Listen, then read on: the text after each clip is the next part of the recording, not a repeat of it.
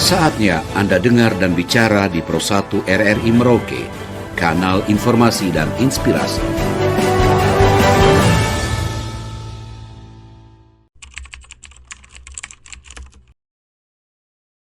Kami dari Kementerian Lingkungan Hidup dan Kehutanan pada hari ini melakukan sosialisasi di subnasional, khususnya di Provinsi Papua Selatan dalam rangka sosialisasi Indonesia's Volunetzing 2030. Apa sih Volunetzing? Mungkin pertanyaan itu yang akan menjadi pertanyaan pemirsa semuanya. Volu singkatan dari Forestry and Other Land Uses. Jadi komitmen Bapak Presiden di global adalah menurunkan emisi gas rumah kaca dari 5 sektor. 5 sektor itu yang pertama adalah sektor energi, sektor limbah, sektor industri, sektor pertanian, dan sektor VOLU, Forestry and Other Land Use atau kehutanan dan penggunaan lahan lainnya. Dari kelima sektor ini, sektor VOLU menempati atau mempunyai porsi yang terbesar dalam menurunkan emisi gas rumah kaca kita. 60% penurunan emisi gas rumah kaca kita bersumber dari VOLU ini. Oleh karena itu, keberhasilan komitmen Indonesia untuk menurunkan emisi gas rumah kacanya sangat tergantung dengan keberhasilan sektor VOLU ini menurunkan emisinya.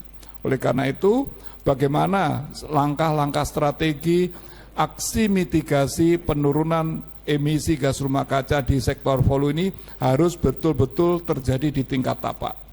Jadi tidak hanya komitmen Bapak Presiden di tingkat global, tetapi harus betul-betul terjadi penurunan emisi di tingkat tapak.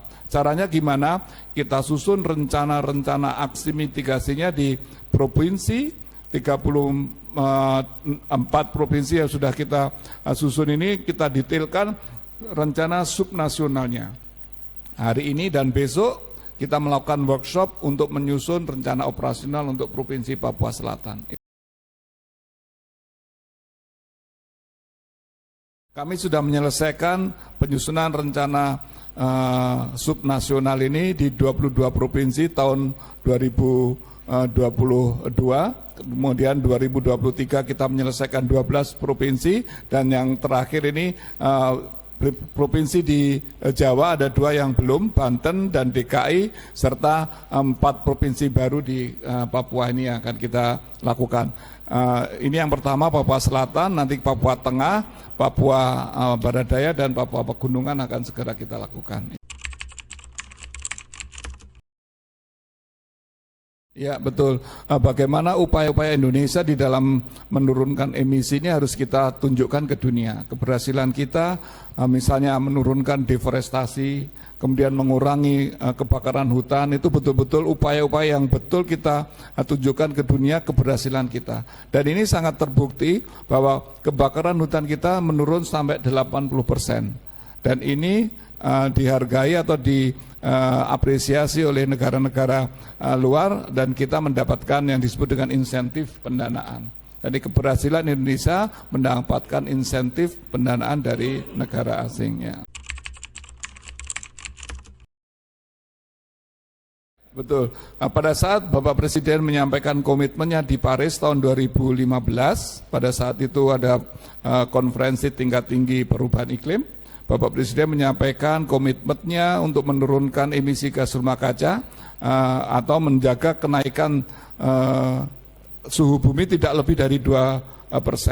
Nah kemudian oleh Ibu Menteri ditandatangani Paris Agreement itu di New York tahun 2016, dan kemudian pada tahun itu juga bulan November kita meratifikasi, DPR meratifikasi Paris Agreement itu menjadi Undang-Undang nomor 16 tahun 2016. Artinya apa?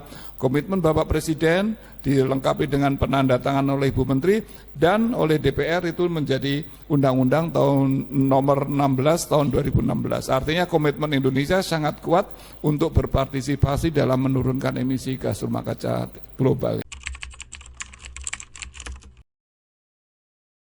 Banyak yang upaya-upaya yang sudah dilakukan oleh Kementerian Lingkungan Hidup dan Kehutanan. Salah satunya adalah bagaimana kita menekan tidak terjadi kebakaran di gambut.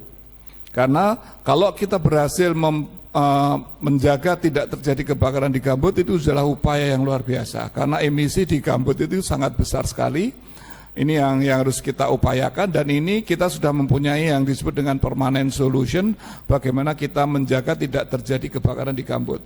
Kita melakukan TMC, teknologi modifikasi cuaca, sehingga betul-betul gambut tetap dalam keadaan basah. Kemudian kita mempunyai Manggala Agni, kita sudah mempunyai Manggala Agni ya, Fire Brigade 2000 personel yang tersebar di Kalimantan, Sumatera, Sulawesi, dan di Papua ini ada Manggala Agni juga. Juga kita membentuk MPA, Masyarakat Peduli Api. Yang itu akan kita lakukan bersama-sama dengan melakukan kampanye sosialisasi di setiap kecamatan. Jadi setiap kecamatan itu mempunyai unit yang dipimpin oleh gubernur, dalam hal ini Satgas Pengendalian Kebakaran Hutan, dan ini sangat efektif kita menjaga tidak terjadi kebakaran hutan di gambut. Yang kedua, upaya nyata adalah bagaimana kita menjaga deforestasi kita semakin lama semakin rendah. Dan ini sudah berhasil. Ini tahun ini kita merupakan tahun paling kecil deforestasi Indonesia, di bawah 100.000. Biasanya kita tinggi sekali angkanya, bahkan pada tahun 2013 misalnya pada saat terjadi kebakaran 2015 itu puncaknya deforestasi bisa sampai 1 juta hektar. Nah sekarang penurunannya sangat signifikan sekali. Dan upaya-upaya lain misalnya Gakum ya, ini juga kita tingkatkan dengan baik sehingga betul-betul pemahaman Indonesia, masyarakat Indonesia bagaimana menjaga tidak terjadi kebakaran, bagaimana mencegah terjadi deforestasi sudah semakin nyata di tingkat tapak itu. Ada upaya-upaya nyata yang akan dilakukan oleh Provinsi Papua Selatan, dan itu nanti akan dituangkan di dalam rencana operasional subnasional Provinsi Papua Selatan. Salah satu contohnya bagaimana kita bisa menjaga tidak terjadi kebakaran di lahan-lahan gambut di Papua ini, yang karena masih sangat luas dan itu harus kita jaga dengan baik. Kemudian tadi mengenai abrasi, itu adalah pengaruh dari kenaikan permukaan air laut. Dan ini karena dengan menaiknya temperatur bumi, kutub es di utara sana mencair, dan ini akan menambah dari permukaan tinggi air muka laut. Nanti kita lanjut dengan diskusi lebih baiknya. Sebetulnya ini sudah tertuang di dalam yang namanya disebut dengan NDC, Nationally Determined Contribution. Jadi di dalam pada saat Undang-Undang 16 2016 itu dilengkapi dengan First NDC, Nationally Determined Contribution. Di sana dituangkan target-target penurunan emisi dari 5 sektor tersebut. Jadi kalau di total kita harus menurunkan emisi gas rumah kaca sebesar 29% atau bisa sampai 33% apabila dengan menggunakan dana sendiri. Artinya dana sendiri itu dana APBN Indonesia. Dan itu bisa meningkat atau bisa ditingkatkan, upaya itu bisa mencapai 41% sampai dengan 43% apabila ada dukungan dari internasional. Dan ini sudah ada beberapa negara yang memberikan dukungan langsung kepada Indonesia dengan memberikan insentif pendanaan, karena kita berhasil memberikan kinerja kita yang terbaik sehingga kita bisa menerima yang disebut dengan RBP, RDDD plus. Ini artinya result based payment. Jadi insentif dari kinerja kita menurunkan emisi pada tahun-tahun tertentu sehingga kita bisa mendapatkan dana RDDD plus ini, reducing emission from deforestation and forest degradation. Dan target-target itu sudah kita tunjukkan, kita laporkan ke internasional bagaimana keberhasilan Indonesia menurunkan emisi gas rumah kaca ini. Ya, yang sudah ada dana dikucurkan ke Indonesia dari Norway. Karena kita sudah berhasil menurunkan emisi gas rumah kaca pada tahun 2017-2019, kita ada mendapatkan dana sebesar 100 juta US dollar. Jadi cukup besar, kalau dirupiahkan kira-kira berapa triliun itu ya, hampir 100 triliun.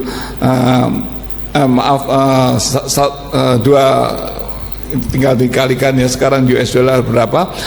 Kemudian dari UK, dari Inggris, kemudian dari Global Climate Fund kita juga mendapatkan sebesar 103 juta US dollar karena kita juga berhasil menurunkan emisi gas rumah kaca, dan beberapa negara lain yang siap mendukung Indonesia karena kita sudah membuktikan bisa menurunkan emisi gas rumah kaca kita.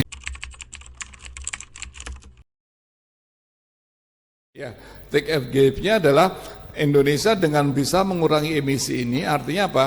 Sumbangan CO2 atau gas rumah kaca ke dunia kita semakin berkurang. Kebalikannya kita memberikan tambahan O2 kepada dunia. Sehingga Indonesia disebut dengan paru-paru dunia itu karena kita masih mempunyai hutan tropis yang cukup baik, dan itu kita jaga dengan baik sehingga negara lain dengan senang hati memberikan kontribusinya atau insentifnya kepada Indonesia. Iya betul, ya karena hutan-hutan kita masih bagus, terjaga dengan baik, menghasilkan O2, artinya apa? Itu yang kita perlukan, itu yang manusia perlukan. Nah kalau hutan kita terbakar atau gambut kita kering, ini menghasilkan CO2, dan ini akan membahayakan bagi umat manusia. Dan itu yang kita jaga tidak terjadi di Indonesia lagi ke depannya. Ya.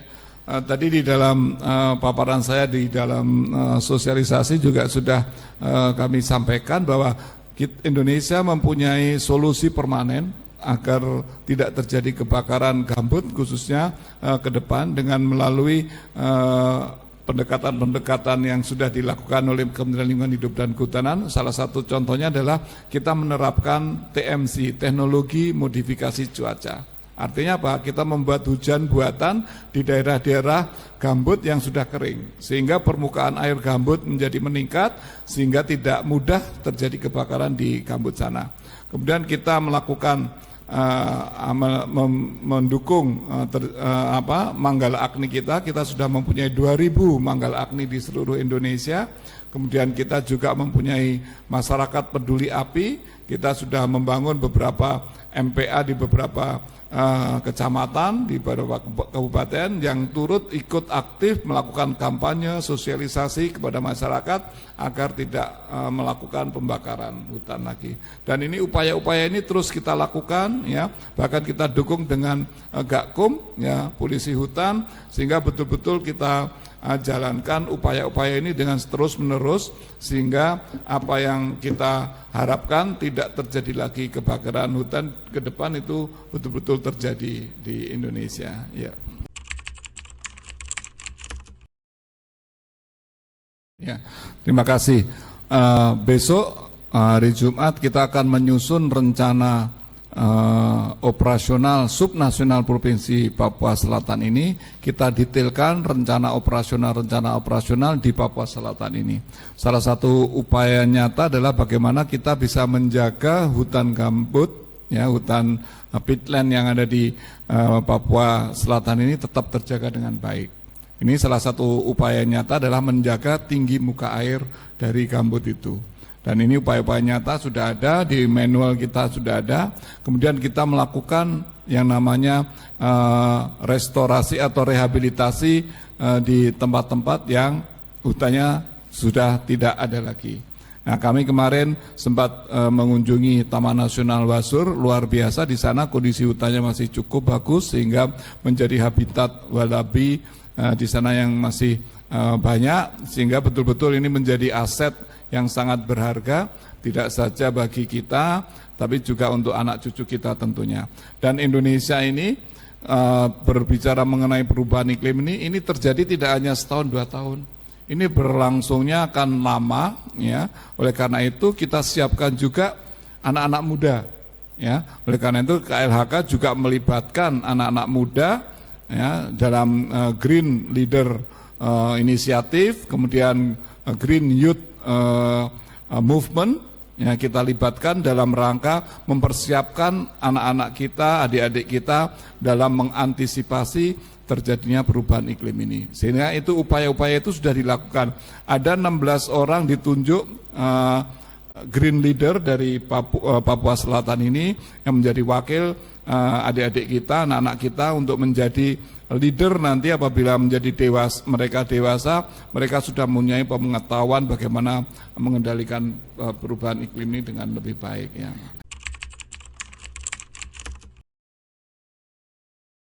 Tentu upaya ini sudah dilakukan tidak hanya di Papua ya, kita sudah punya beberapa angkatan Green Leader inisiatif ini, dan ini merupakan gerakan yang diinisiasi oleh Ibu Menteri, dan di Indonesia mungkin sudah ribuan ya yang kita wisuda sebagai Green Leader ini, dan ini akan menjadi embrio-embrio leader, pemimpin-pemimpin muda kita yang ke depan mereka akan mempunyai pengetahuan mengenai lingkungan hidup, pengetahuan mengenai perubahan iklim, pengetahuan mengenai pemanasan global ini lebih baik, sehingga mereka bisa mempersiapkan diri bagaimana mengantisipasi itu tidak terjadi. Salah satu contoh upaya nyata adalah misalnya mengurangi penggunaan energi dari fossil fuel, dari BBM, kita ganti dengan misalnya dengan solar cell ya, atau dengan energi angin. Di sini angin cukup banyak, kemudian energi matahari juga melimpah, itu yang akan kita manfaatkan, dan pengetahuan itu yang kita tanamkan kepada adik-adik kita, kepada anak-anak kita, misalnya menggunakan kendaraan yang berbasis energi yang baru dan terbarukan misalnya. Kemudian menanam pohon, ini salah satu contoh mengelola sampah dengan baik. Itu semuanya pengetahuan itu diberikan kepada adik-adik kita, sehingga mereka nanti akan menjadi embrio, menjadi leader di masanya nanti ya.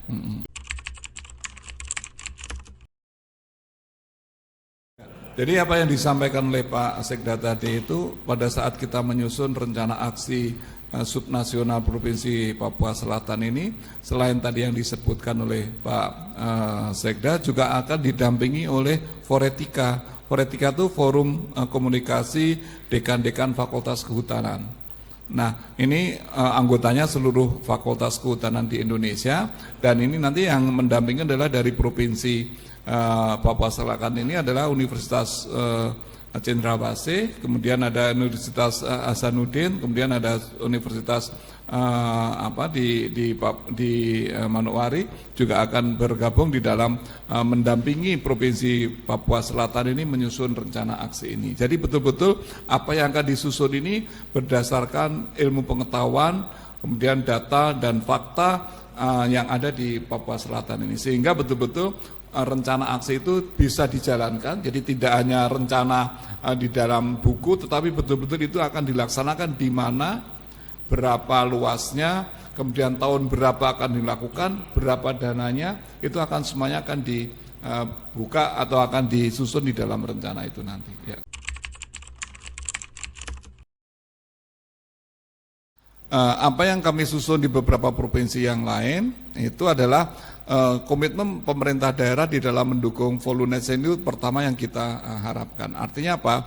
Rencana-rencana yang akan dituangkan di dalam Renaksi tadi itu tidak boleh bertentangan ya, apalagi bertentangan ya, harus sejalan dengan rencana-rencana yang sudah ada di provinsi, sehingga tidak menambah pendanaan lagi yang baru, tetapi disinkronkan, disinergikan dengan perencanaan-perencanaan yang sudah ada.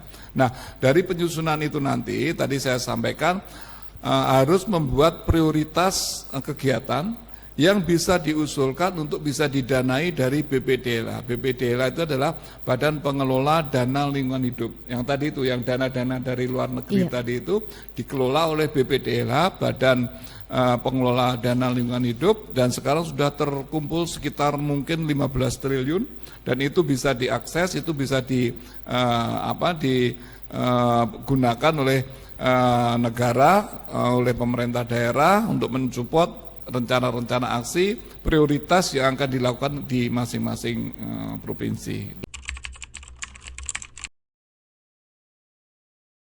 Ya, melanjutkan apa yang disampaikan kalimat terakhir oleh Pak Sekda, pemanasan global atau global warming dan climate change atau perubahan iklim, ini tidak omong kosong lagi, tidak cerita lagi, tapi itu sudah real terjadi di mana-mana terjadi secara nyata dan menjadi bagian kehidupan kita. Oleh karena itu, peran serta seluruh lapisan masyarakat diperlukan dalam hal ini untuk berupaya bersama-sama kita menjaga bumi kita ini agar tidak meningkat temperatur global sehingga akan mempengaruhi anak cucu kita ke depan.